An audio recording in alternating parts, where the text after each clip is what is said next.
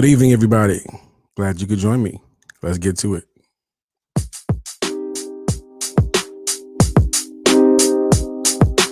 Wake up, everybody.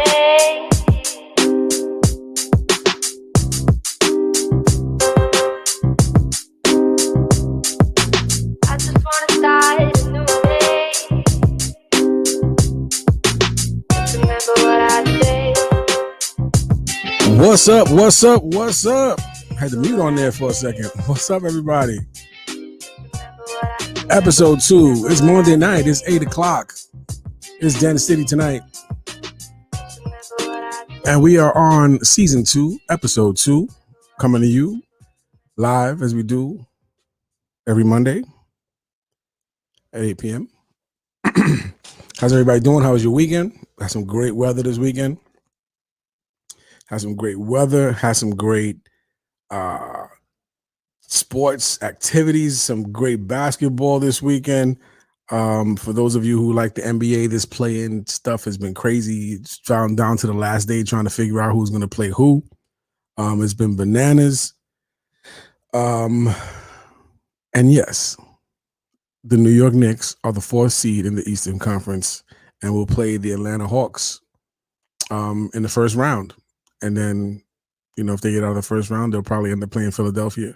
What's real crazy is right now the favorites to have won it all are the Los Angeles Lakers are the 7th seed, and they have to play, believe it or not, Golden State Warriors.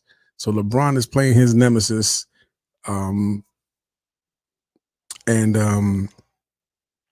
going to be great. What's interesting about their game is that even if either of them lose, see, the way the playing works is 7 and 8 play a game, and then 9 and 10 play a game. So the winner of the 7 and 8 goes to the 7th seed, and the loser plays the winner of the 9 and 8. So either way, with this first play-in series with Golden State and Los Angeles, they both could still end up in the playoffs again, which would be crazy. But I don't really care about them. I care about the Knicks.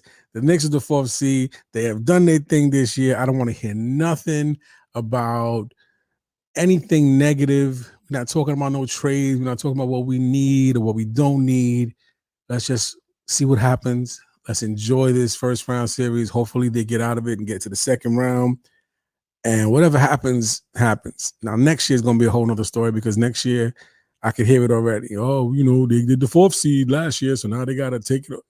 Whatever. Let's deal with next year.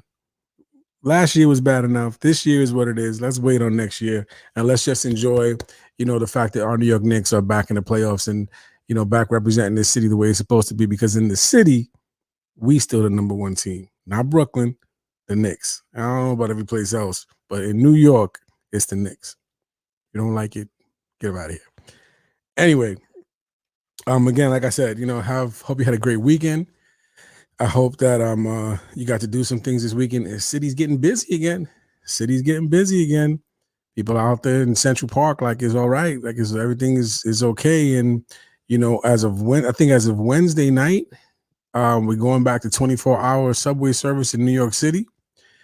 New York and New Jersey and Connecticut, I believe, are going to start following the CDC guidelines that if you are vaccinated, you can not wear a mask outside. It's going to be really, I guess people are going to wear their ID card, their vaccine cards taped to their heads and hats or something like that. Because how are you going to know who is and who isn't? I expect there to be a lot of craziness with this summer. This summer's going to be lit with confrontations and people getting crazy over these mask situations and who isn't supposed to be wearing one and who is. It's going to be kind of nuts, but that's the tri-state area for you. New York, New Jersey, Connecticut. That's how we do. We're always a little bit ill, and it's going to be a great summer. And hopefully everybody stay healthy, and we'll have a good time. So I picked an interesting topic today. We're going to start having guests again, not next week, but the following week. And at the end of the month, I have a very special guest that I can't wait to talk to you guys about, but we'll talk about that a little bit later. She's an amazing person.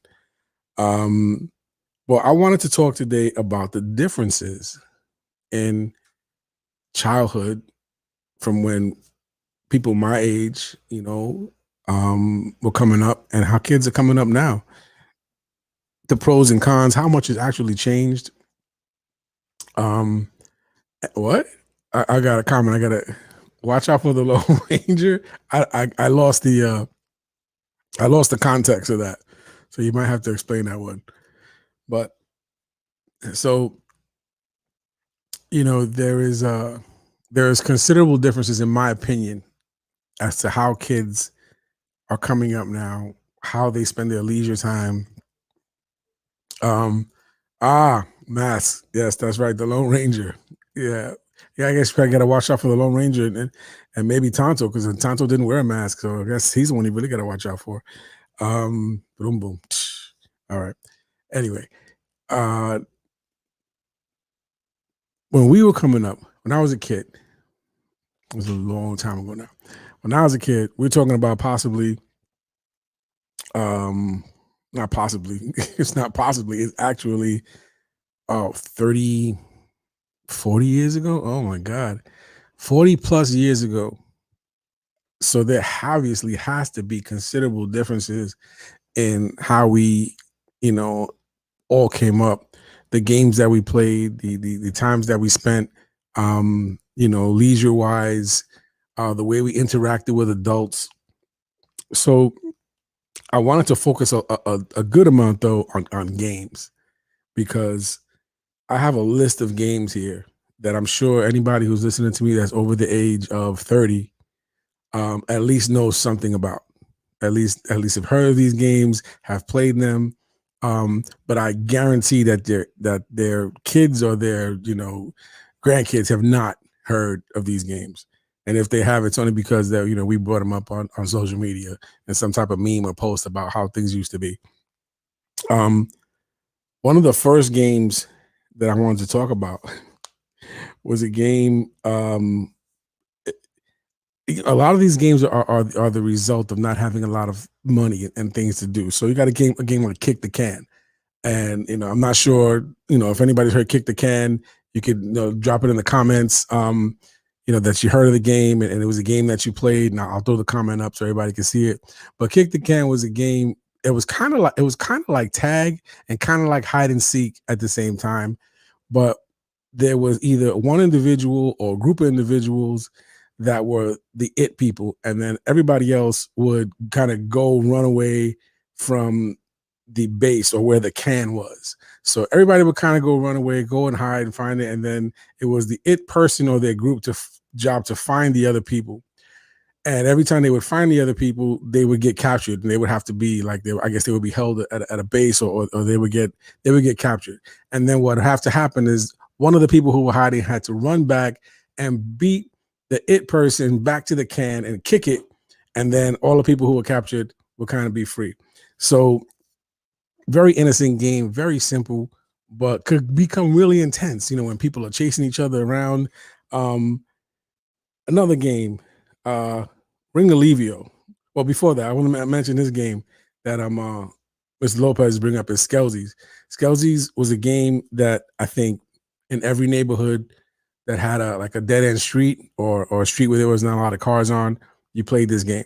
And it was a game of it was one large square boxes that was broken up into 13 different smaller boxes. And the object was to take a top and fill that top with wax or gum or whatever it was and make sure that it was smooth. You would use milk tops. You would use the bottom of school chairs.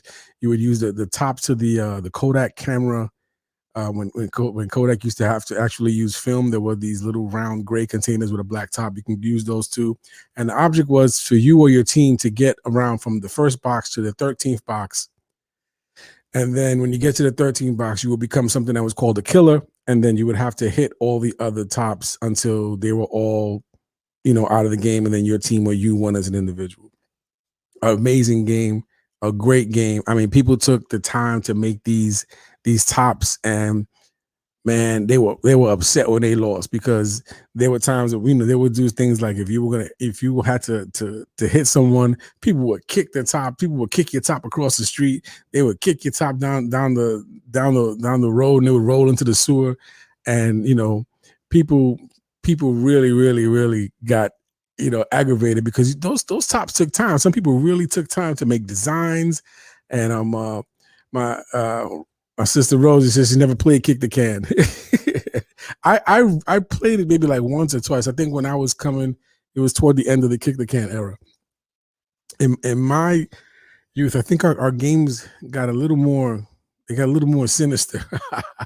It's weird because um, after we played Skelsies, we would do this game called Manhunt, and Manhunt sounds just exactly like it sounds. It sounds like a group of guys going after a bunch of other guys, trying to catch them, capture them, whatever it was. And there was no real goal to this game. It was just basically, hunting around for other people. And I look at those games and I look at the activities of people, you know, coming outside and really looking forward to playing with their neighbors, and it was like an event. When you go out and it was after school, you did your homework or you acted like you did your homework and you went outside and you knew everybody was going to be at a certain place in the park. You knew they were either going to be on those little round cement things, or they were going to be on the basketball court or the handball court, or in the back park, but you knew that people were going to be outside.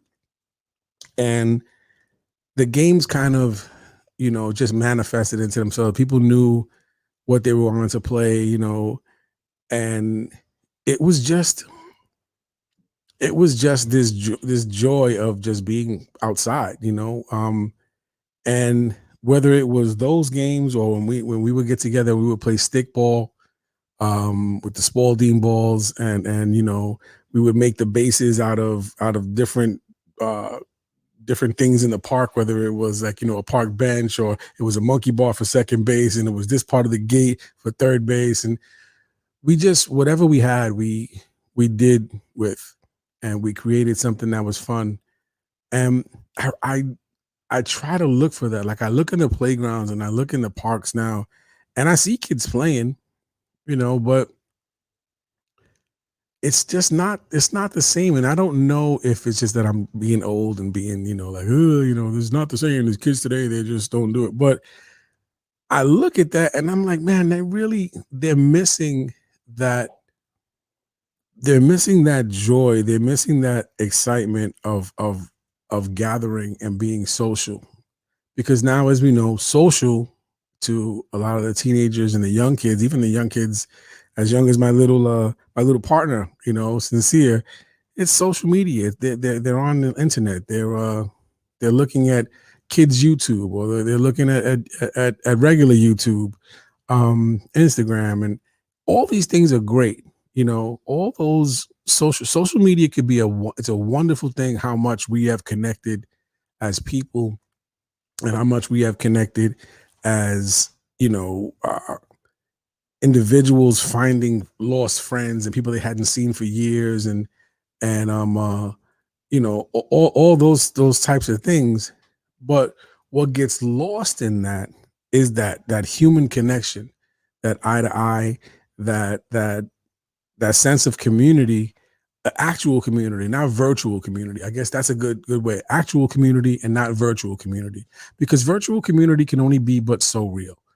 It's great to get in contact with good friends and old friends and people you haven't seen for years, to share certain things, but it seems like it's become a substitute for being human. And when I say things like that, I really wish that maybe I would have shown my kids more of the games that we used to play, but it was kind of a moot point because it wasn't like anybody else was doing it. I mean, it even got to the point where I remember for us, when we stopped going outside, and it was the invention of Atari. That was the beginning of it. The Atari, if you don't remember, that is like one of the first video games that came out. It was just a box with one joystick and a little red button on the side, and the games looked like games that probably 3-year-olds can put together now on a computer doing coding. That's the kind of games that Atari had. But at the time, it was the shit. It was fun. I mean, we had people that had collections, and I remember my friend Elliot was the first person in our neighborhood to have it, and everybody was at his house. But I was his best friend, so he would be like, "Y'all all could break out, but Frank could stay." So that was fun. But it was really the beginning of that, and then you got the Ataris, and then the Nintendos, and every time the new one would come out, it would be more technology, and it would be the graphics would be better, and it would be almost better than playing the real thing. And you kind of got used to being inside and enjoying those same those same types of activities, like finding someone. There were games where you had to go find people and you had to search for things, and there were games where you were playing sports, and there were games where you were traveling and riding a bike, or driving a car. And those things took the place of actually doing them.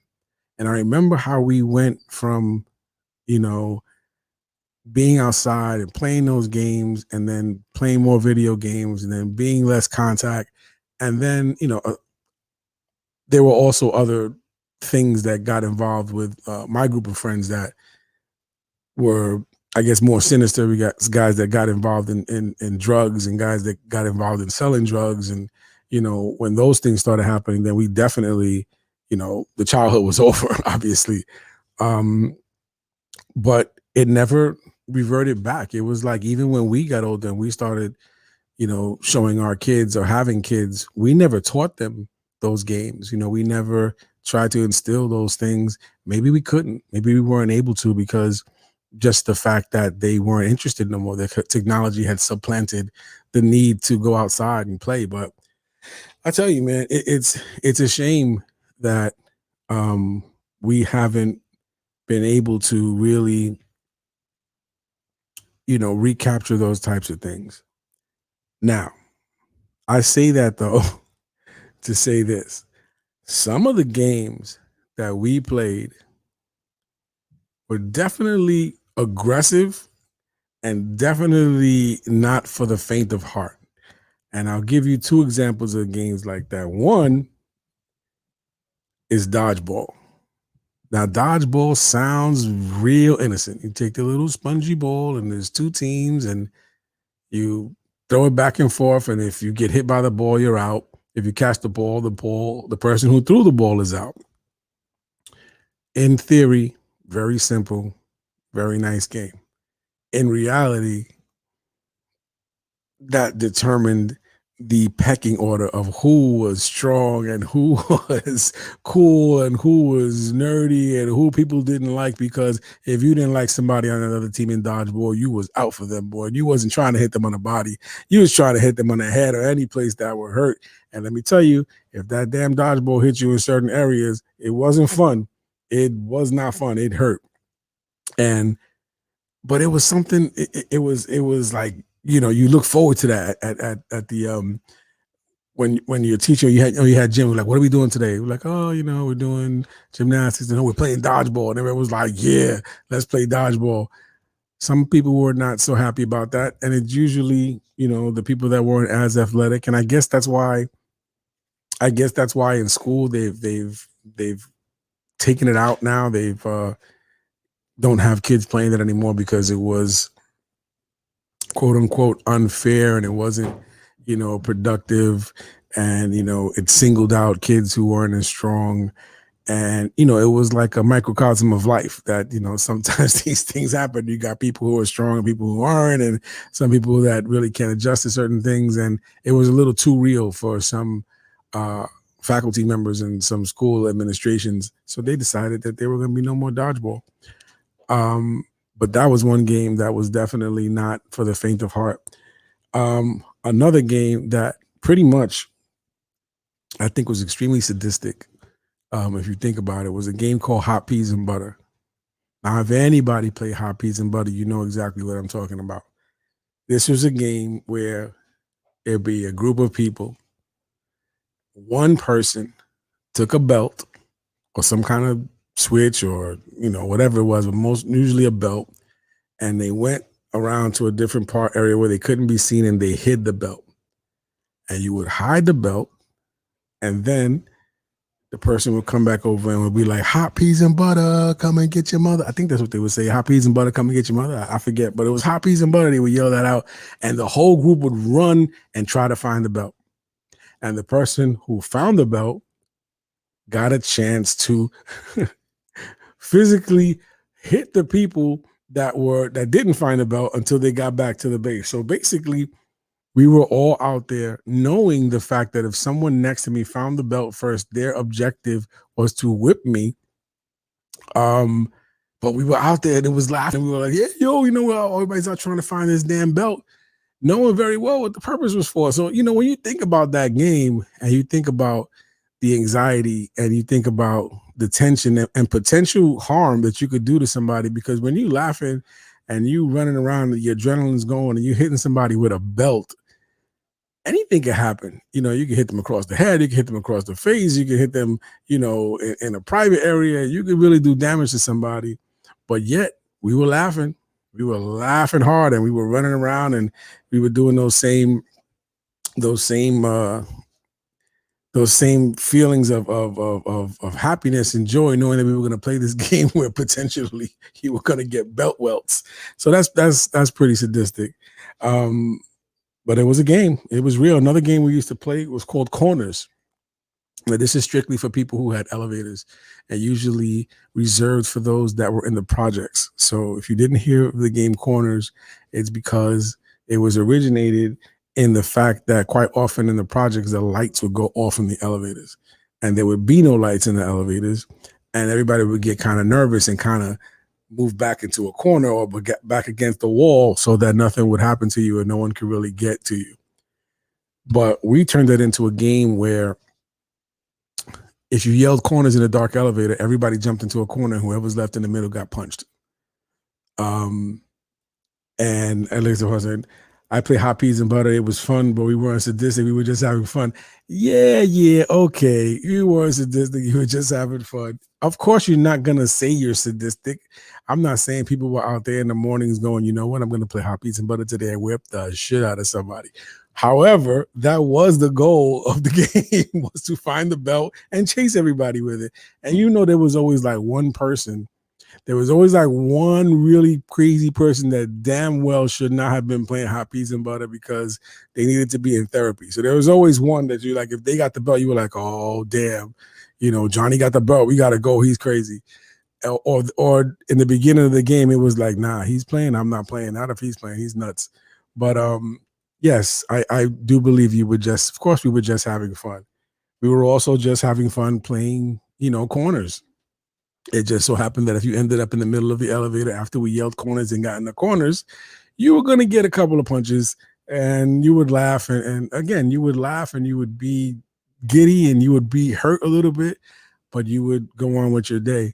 So it's just interesting how I just wonder sometimes if the aggressiveness of the games wasn't just reflective of a lot of our frustrations.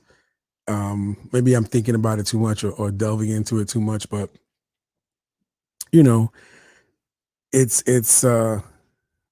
things that we did, and again, going into today's kids is, I guess that same aggression is seen when they're playing these games, some of these video games, some of these games where, people are being killed and people are being, beheaded and then they shoot and blood is all over the place. And we are looking at that and we're going, oh my God, how can these kids play these games? That's horrible. Like, Grand Theft Auto is disgusting. They have women, having sex and guys running over people. And it's a question as to whether the kids have become, desensitized to certain types of activities and certain types of visual stimulation that, is it harmful? Is it not harmful? Was it harmful for us when we were playing those games like, corners or hot peas and butter? Did we not think that? Were there some kids that maybe use those games as a way to expel their aggressions? We don't know, because for us, like you said, we were just having fun. We were just doing these things and there wasn't really much to it. But, you wonder as you go forward, things change, but they say that they stay the same in the sense that these kids that are playing these video games now, they're playing them in groups. They're playing online. They have their groups of friends. They all get together. They all find their time when they're going to get together. They find their time to play their game. So, I mean, can we say that it's the same thing as when we were young? We knew where we were going to meet We knew that we were going to meet in the back park. We knew that we were going to meet in certain areas, and we relied on those days, and we looked forward to those times. And when we went out there, we had a great time and we had fun. Has the world changed in the sense that where the kids feel safe now are in somebody's home or in their own home where they can indulge in their fantasies and games and not have to worry about the world and some of the turns that it has taken. Sometimes I sit and I try to think about if social media was around when we were young, when I was young. Thank God it's not, because there's a lot of stuff that I did that I don't want on the internet. But would we have had the same outcome?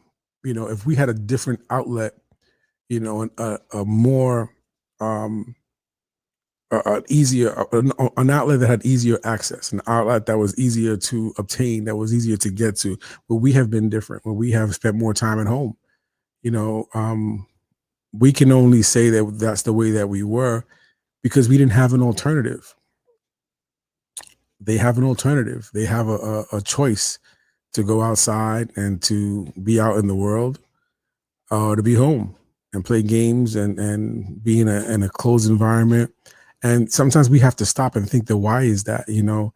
I often look at social media and say social media has opened up our eyes to all the ugliness in the world, as well as the good stuff. But unfortunately, it's opened up our eyes to all the ugliness in the world. So the question is, has the ugliness always been there, or are we just seeing it now? A lot of us say, oh, I'm not letting my kids out you know, in front of the door anymore because they're going to get snatched up and taken. But that's been happening since 1970, whatever, with Eton Pates. He's walking home and he got taken. And that was back in the day before social media, before video games and all that stuff. He got taken and was never found again. So, what's the truth? Is the truth that the world has become worse? And now because we fear what's happening out in the world, we don't want our kids out there like we used to be. We don't want them in the street, waiting for the street light to come on to know when to come home. Want them traveling, to different parks and different areas and different neighborhoods because we're afraid that they're going to get snatched up or they're going to get caught in some, drive-by shooting. Is that what the world has become? Or is it that those things have always been a possibility, but now it's just in our face? It's in our face every day. It's in our face every moment. We look at the news and we see 15 different stories of the same tragic shooting. And we say to ourselves, this world is screwed up. I don't want my kids out there in the street because I never know what's going to happen. I barely want my kids to go to school because most of the shootings are happening in school. How have we reacted to all of the information that we're able to obtain now? How are kids reacting to all of the information that they're able to obtain now, that they're able to see on a daily basis? A lot of them know technology better than we do. So we can't even really stop them from seeing certain things. We can't even really stop them from learning about certain things. And they probably know more about negative stuff than we were wherever we were young. Oh, they definitely do. Because again, we didn't have the access to that. We were in our own little worlds. We were in our own little worlds and nothing else mattered but what was on the block. Our parents watched the news at 11 o'clock, Eyewitness News, Bill Butel, and Roger Grimsby, and all those people on 2, 4, 5, and 7 when we only had those channels, and 11 and 13. So the world was not in our face, and we didn't watch the news. So our world was about shows that were on TV, the Jeffersons and Happy Days and Laverne and Shirley and Good Times and what's happening. And then outside, what was happening outside? Who had a fight? Who was going out with who? What happened in school the other day? That was our world. That was what mattered to us. We didn't have we didn't have the crazy, like you're saying. We didn't have access to the real crazy out there. So it's just interesting how the perception is that the world has gone mad when the reality might be the world has always been kind of crazy. We're just able to see it all now. And that's kind of a scary thought. It's kind of a sobering thought where you're like, man, are you telling me that when I was, playing Skelsies and doing all these things that this stuff was still going on? It was still the same kind of craziness going on. I just didn't know, and if that's true, then, what is it? Is it the knowledge that makes you afraid? Is it the awareness? I have a comment here. I know we have always had plenty of violence. Social media has exposed a lot of that now. It's made people become desensitized. And, some scary shit when you think about it. Yeah, it is. But what's interesting too is it that we've become desensitized? Some of us have become desensitized, and some of us have become overly sensitive. I think that us at our generation and where we come up, we have become overly sensitive to the fact that now we see what we didn't see when we were younger.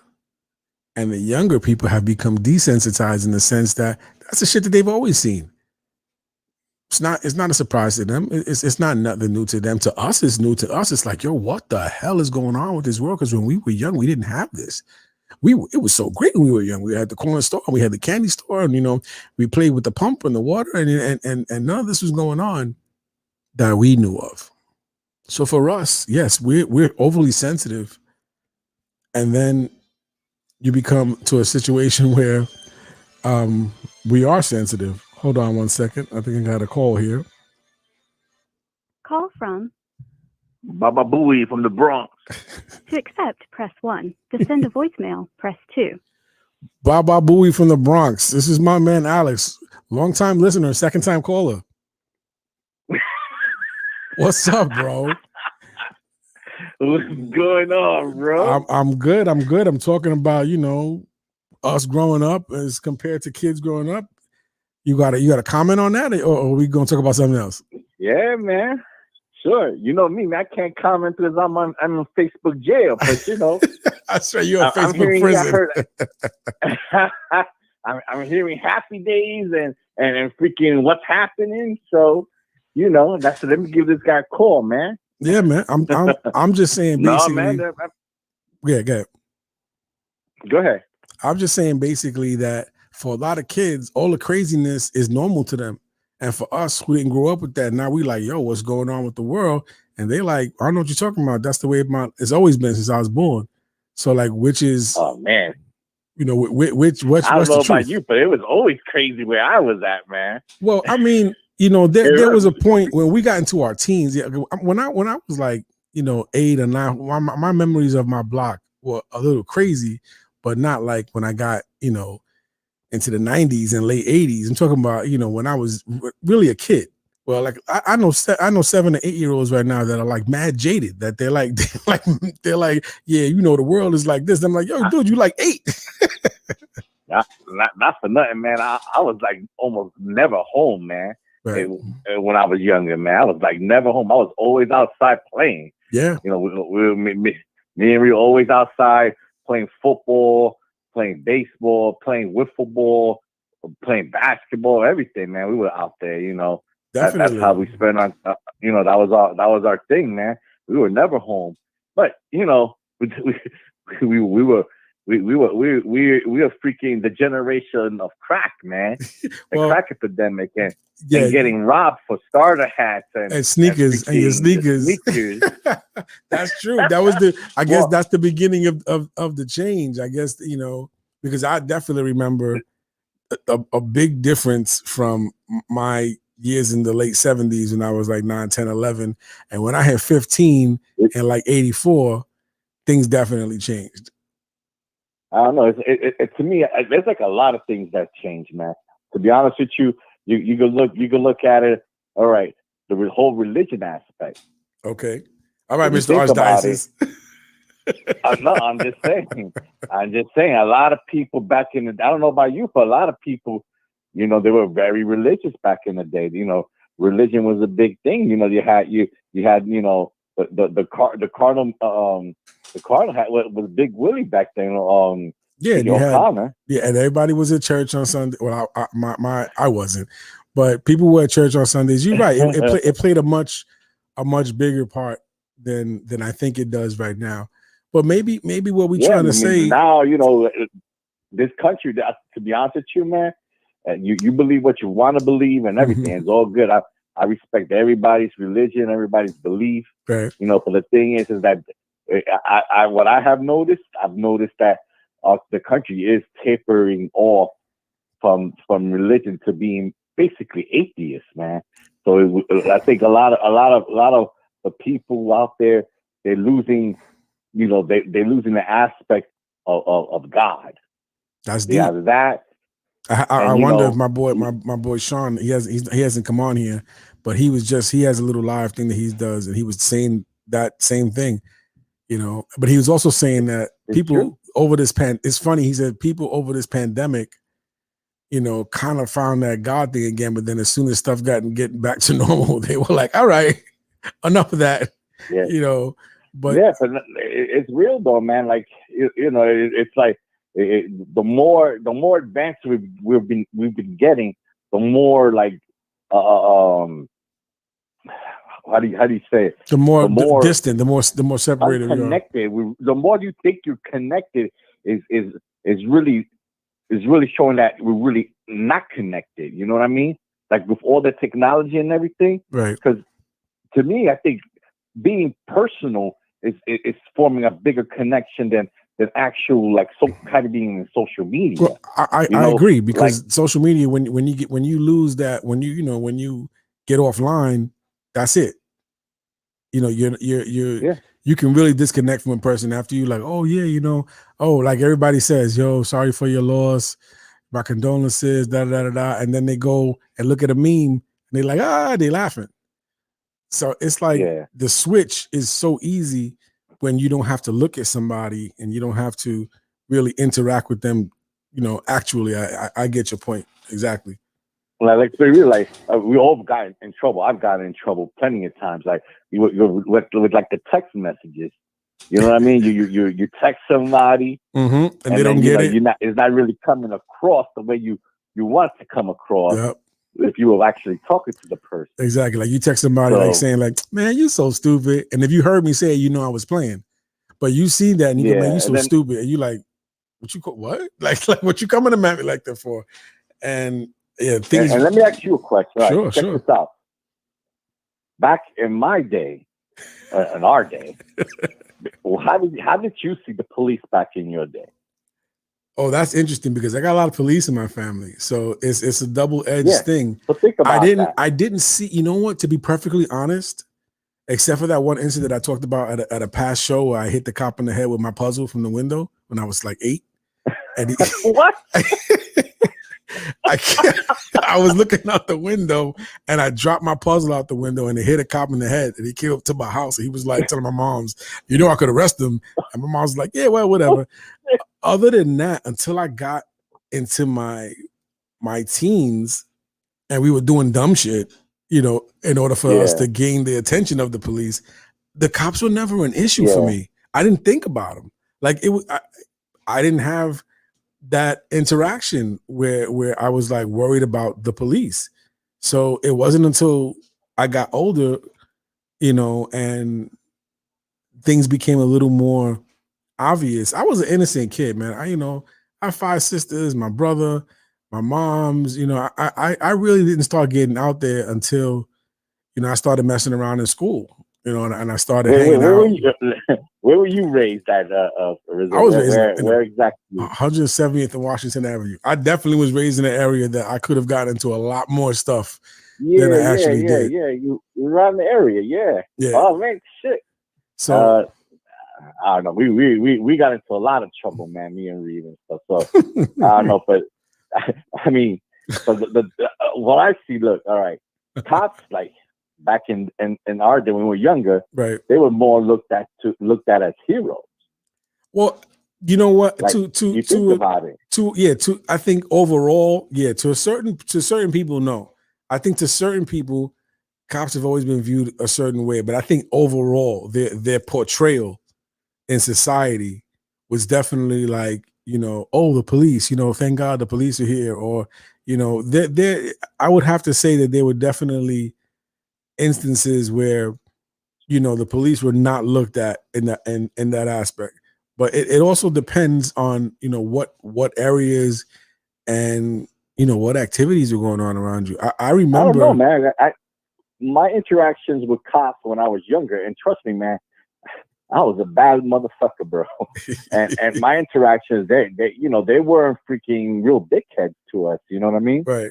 They were like, the thing is, it's probably because they knew, because back then, cops used to actually walk the street. Yeah, they had their beat. So they knew the kids in the area. Now there is no such thing as that. There's no community relations like it used to be, because they're always in their patrol car. That's a good point. There's no interacting with the community, because a lot of times the interactions that, even when we had our negative interactions with police.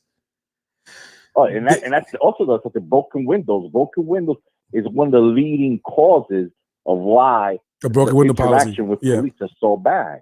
Yeah, well, I mean, it's the policy of Giuliani was the broken windows. Poor leadership. It was the start of over policing with the broken window policies of Giuliani. That's an excellent point.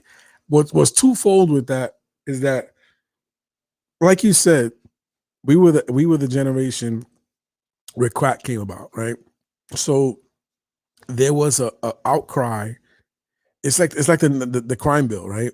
Everybody talks about the crime bill now, and it's like, it was horrible, it was the worst thing ever, over policing, mass incarcerations. But in 1994, when it was being brought up, everybody was for it, including the black coalitions, including the black community activists, the Democratic leaders. Yeah, man. Everybody was for it because everybody was wilding out. They were like, "Yo, it's crazy everyone, right now." And they blame it on Bill Clinton and Hillary Clinton. Yeah, everybody was for everybody because it was wild. NAACP was for it. Yeah, it was wild. They were the leading activists, also the NAACP. Yeah, because it was affecting our neighborhoods. Not for nothing. I kind of agreed with it at the time too, because it was crazy back then. No, you have to look at it in the context. If you standing in a fire, right? If you stand in the middle of a fire and you like, yo, I need some freaking water, and people throw water and put out the fire, right? But then they keep pouring the water on you to the point where, okay, nigga, the fire's out. You can stop pouring the water on me. They should have exactly. They should. I always said that once everything was under control and cooled down, they should have definitely changed the policy and morphed it.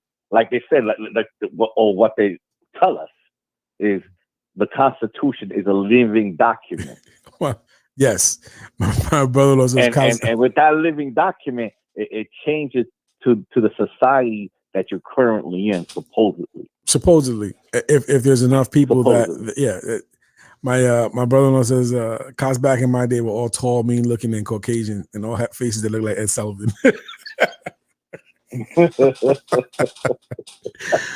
Oh man, it's something, man. Like I'm in my 52nd year, and it's funny some of the things that I see that have changed, like little things, like the helmets and the knee pads. And when I look at kids on a bike right now, oh, that's hilarious, and they're like looking like stormtroopers from Star Wars. I'm like, yo, this kid got out of like mad pounds of equipment right now, right?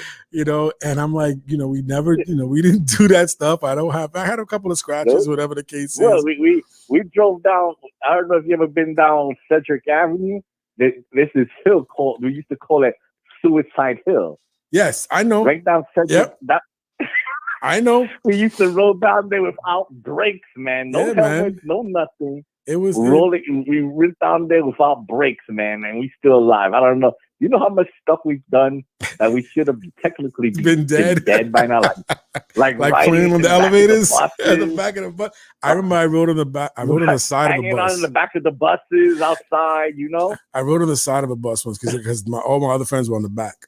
So on the old buses, Oh, you never indulged in that. Oh no, I rode in the back of the that's buses. I did, but I'm saying this one time I was riding on. I had my foot inside the back door. I had my hand inside, holding on to the pole, and my foot inside the back door. So I'm riding the side of the bus. I'm doing side saddle, and I'm riding, and I see a cop car is like right in front of me, right? So I'm like, oh, let me, I'm gonna jump off because I'm not realizing how fast the bus is going. So I let go, and I jump off, and I hit the ground, and I slide forward, and I end up right at the bumper of the cop car. And I'm on the floor. My hands are scraped up a little bit, and I look up, and the cop looks out the door. Like he looks out the window. He looks back at me, and I guess in his mind was like, he already messed up. I said, I don't even got to say nothing to him because he already hurt. He just looked at me and was like, what a jerk. And they just stayed there. I just got up and left. That's the difference between them and now. Yeah, a lot. Then and now. Now, if you would have done that, they would have arrested you. And that's what I'm saying too. It's a lot of the police officers that I did interact with. That's what I was going to say before. There was it was a sense of, you know what? Stop the nonsense. Take your ass over there. Get out of here. And that was it. They held back, at least in my interactions. I wouldn't want to run into an officer now. Nah, you kidding? Now I'm like, nah. The thing is now is that they are, a lot of them are pressured with quotas to submit, even to submit death appearances, to submit DEs. Yep. That counts on them thing, and that leads to promotions and stuff with them too, man. Yeah, it's a different game. Leads them to special details, to special freaking positions. Yep. As long as you bring in the numbers, you will look good to your boss, to your XO, to your captain, whatever. Yes, it's a different game, man. Well, brother, I'm going to start wrapping up with a couple of other topics. So I'm going to kick you off this phone later, man, because I'll talk to you all day. All right, man. Tell Reeb, later, man. Tell Reeb he needs to show up one of these Monday nights and leave a comment. I try, man. All right. He's doing that MTV thing, man. Oh, that's right. He's doing that MTV. So he's super. Yeah, he's doing that whole MTV thing with the, I guess, the awards and everything. He's super security. I forgot. He's cocking that OT. All right, brother. Brother. Later, man. All right. Later. That was my boy. That's my boy Alex. I could talk to Alex all night long. Let's see another comment that we have here. I had no money back in childhood days. Made scooters out of plywood. Ruined a pair of skates. Got a milk crate and mailed all the pieces together. Won't even go into the dangers of protruding nails. Oh, absolutely. No Obamacare. Just suck it up and let your folks know. That's right. It was like, go rub some dirt on it, and the Mercurocone. What's that purple stuff, that red stuff, the Mercurocone? You rub that on and you'll be fine. And that and some Vicks and you'll be good. Yeah, definitely. I did the scooters. We did the go-karts. We did the little zip guns where we would get the pieces of wood and like a clothesline. And then we would have the straws, and at the end of the straw, oh my God, at the end of the straw, we would have thorns. Like, so there were certain trees in the neighborhood that had these big, like 1-inch thorns, and they were hard. And you would put it at the end of one straw, and then you would put the straw inside the other part of the zip gun, and you would shoot trees. Nothing that could be hurt, not people, not animals, trees, and maybe anthills. We would do things like that. But we would definitely, I remember doing all that stuff, man. I also remember riding on top of, which is if there's anybody who has young kids that live in buildings with elevators, we used to ride on top of the elevators in 21-story buildings, just ride up and down, and on the top of the elevators, you can make them stop when you wanted to. So we would aggravate people. We would get on there and we would hit buttons and we would make it stop on every floor. Like somebody who lived on the 21st floor that we knew, we were like, yo, this dude's going to stop on every floor, from 10 to 21. So yeah, we would do stuff like that. Yep. Skelzy tops, bottles filled with gum if you were lucky, poker chips. I never did the poker chips, but I did definitely the milk carton, the gallon tops. I did the like I said, the the Kodak film cap tops. We also there was this push up candy a creamsicle. It was like orange and vanilla, and when you would get to the bottom, there was a top. Those were perfect, and you would scrape the bottom, scrape it until it got nice and smooth, and fill it up with some wax, different color wax, and he was good. You had like about 3 different types of tops depending on the ground that you were playing on that day. So it was great. But getting back to the point that I was making, about being made aware. Oh man, hold on. You said I have that. That's on my list. Yes, we did have the spin tops.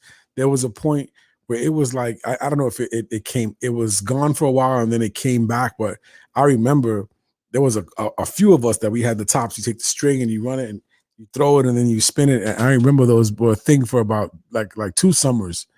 Those were things along with the around the same time they were doing the kabangers, the click clacks, the 2 balls in the string that you go up and down and you would click clack and you would get a concussion if it would hit you, or some type of bruise or mental deficiency if those things hit you because they were just so hard.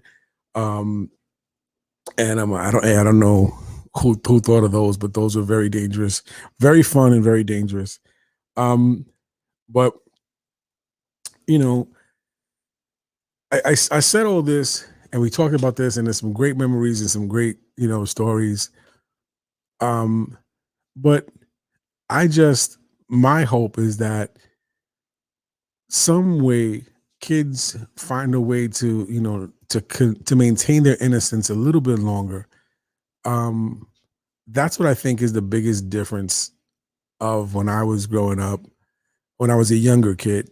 Again, like I said, things changed really abruptly from the late 80s into the 90s. Things just really changed with the drugs that came in. But before that, in the early 80s and the late 70s, for me, even though there was a lot of craziness going on in the world, I was very innocent. And the kids in our neighborhood had more of a sense of innocence. They weren't innocent, but they had a sense of innocence where we wanted to just play. We wanted to just have fun. We wanted to go outside and stay outside all day and play stickball and all these things. And I just hope that the kids growing up today have an opportunity to just stay kids a little bit longer, to have, a little more fun, to enjoy the lack of responsibility, to enjoy the wonder of learning new things and not feeling like they know everything and feeling like, there's no sense of wonderment. There's no sense of joy. Things like, I'm gonna buy a slip and slide for the grand. Cause I remember that. Well, do you remember that up in Oneonta? The film, I don't know if you still have that, but if you do, burn it. The film of me sliding down a slip and slide up in Oneonta, this house we used to go to in the summertime. That was hysterical. I don't know if you still have that. Either destroy it or put it on some type of CD so that the quality of the video is better. I don't know, like a whale. But yeah, holding on to that sense of innocence, that sense of being a kid. It's hard enough right now for all of us being bombarded with information, being bombarded with yeah. Yeah, that's a great video. Yeah, if you ever get a copy of that, I will actually play it on my show. I would actually do it. Yeah, just a sense of wonderment, a sense of being a kid again, with all the information, with all the craziness that we're bombarded with, and all the information that we have access to. Sometimes, it's okay to shield, not to not allow your kid to learn what's going on in the world, but just to feed it to them in doses so that they don't grow up just feeling hopeless or feeling like they have to stay in their house and experience the world through a box or through a phone or through social media only. Go out, take your kids out, take them to a park, take them to a trail, show them something about nature. It may seem corny, it may seem like they don't want to do it at all, but that might be one of the best memories they ever have in their life, because the memories that I have as a child are not playing video games, are not, the crazy stuff that we did, but the little things that we did, the little trips that we took when me and the guys used to go camping and ride our bikes down trails and hide our bikes in camp. Those are outstanding memories. So, take your kids out, show them something different, show them a game, you used to play. Just let them be kids. Let them be kids for a little bit longer. That's about it for me this week, guys. I had a ball talking with Alex. I had a ball showing these comments from people in my family, friends. I hope any of you that have spent the last hour with me really enjoyed yourselves. I appreciate you guys coming so much. Like I said, not next week, but the following week, we're going to start back with guests. And at the end of the month, I have a guest that I've been following the things that she's done, amazing things for good causes. And she'll be here with us on the 31st. But until then, everybody, I love you. I appreciate you. Be good to each other. And remember, embrace your failures because they prepare you for the success that's coming. Peace out.